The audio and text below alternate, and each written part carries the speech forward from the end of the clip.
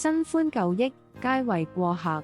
我係子琳，今晚嘅藥方係，無論舊人抑或一時新歡，唔契合就只係人生過客。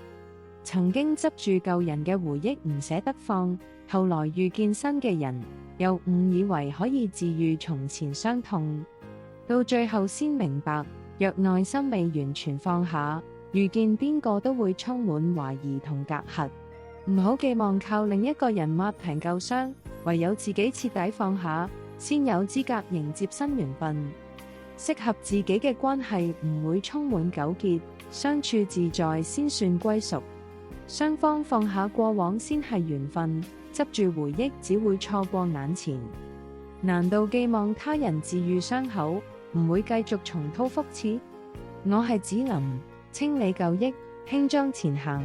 點個訂閱，願你從此百毒不侵。